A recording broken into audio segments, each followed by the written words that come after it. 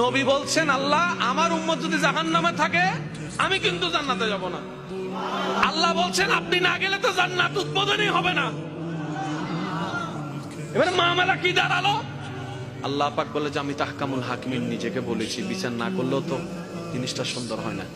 অনবী একটা কাজ করেন, ওয়ালা সৌফা ইউতিকা রাব্বুকা ফাতারদা, আমি কাউকে বলি নাই, আপনাকে না বলেছি। আমার সাল্লাল্লাহু আলাইহি রাহমাতাল লিল আলামিন কারো সম্পর্কে নাজিল করি নাই, আপনাকে দিয়েছি।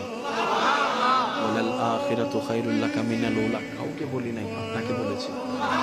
আর আমি আল্লাহ ভালো করে জানি আপনি হচ্ছেন উম্মতের দরদি নবী। আপনি নিজের জন্য কাঁদেন নাই, সন্তানের জন্য কাঁদেন নাই, পরিবারের জন্য কাঁদেন নাই, নাতির জন্য কাঁদেন নাই, যত কেঁদেছেন জীবনে সবকিছু এমনকি হাসরের ময়দানে যখন সর্বপ্রথম আমাদের নবীকে আল্লাহর হুকুমে তোলা হবে, আমাদের নবী উঠেই জিব্রাইল আলাইহিস সালামকে প্রথম প্রশ্ন করবে, ও আমার ভাই জিব্রাইল, আমার উম্মতগুলা কোথায়? আইনা উম্মতি, আইনা উম্মতি, আমার উম্মত কোথায়, আমার উম্মত কোথায়, আমার উম্মত কোথায়? আমি উঠার আগেই নাকি আমার উম্মতকে জাহান্নামে দিয়ে দিয়েছো নাকি? কোনো আমার উম্মত কোনো জাহান্নামে চলে গেছে নাকি? জিব্রাইল বলবে, ইয়া রাসূলুল্লাহ, প্রথমেই আপনাকে তোলা হয়েছে, এখন আর কাউকে তোলা হয় নাই, প্রথমেই আপনি উঠেছেন। আমার নবী বলবে, আমার উম্মতগুলা কোথায়? জিব্রাইল বলবে, ইয়া রাসূলুল্লাহ, এখনো তারা উঠে নাই, উঠবে একটু পরে। নবী দৌড়ায় চলে যাবে আল্লাহর রহমতের দরবারের দিকে। সিজদায় যে পড়বে একটাই কথা থাকবে, রব্বি হাবলি উম্মতি, রব্বি হাবলি উম্মতি।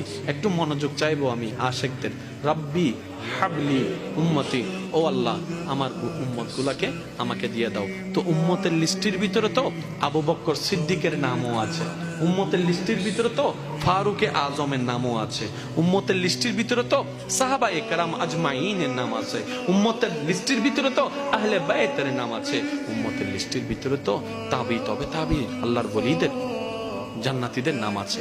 এবার আল্লাহ পাক বলবে, আপনি যে বললেন রব্বি হাবলি উম্মতি, উম্মতকে দেওয়ার জন্য আপনি কি আবু বকরের কথা বলছেন? নবী বলে যে না, আমার আবু বকরকে নিয়ে চিন্তা নাই, আমার ফারুককে নিয়ে চিন্তা নাই, আমার ওসমানকে নিয়ে চিন্তা নাই, আমার আলীকে নিয়ে চিন্তা নাই।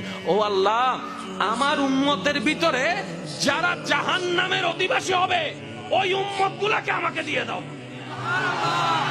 আল্লাহ বিচারক হয়ে বিচারক করবেন, জাহান্নামীকে জাহান্নামী দিয়ে দিবেন।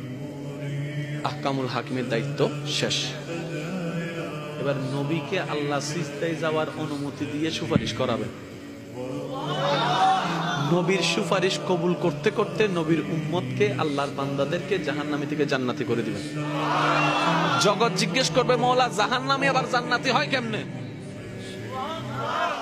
ফেল কখনো পাস হয় না, পাস কখনো ফেল হয় না, কথা বলেন না।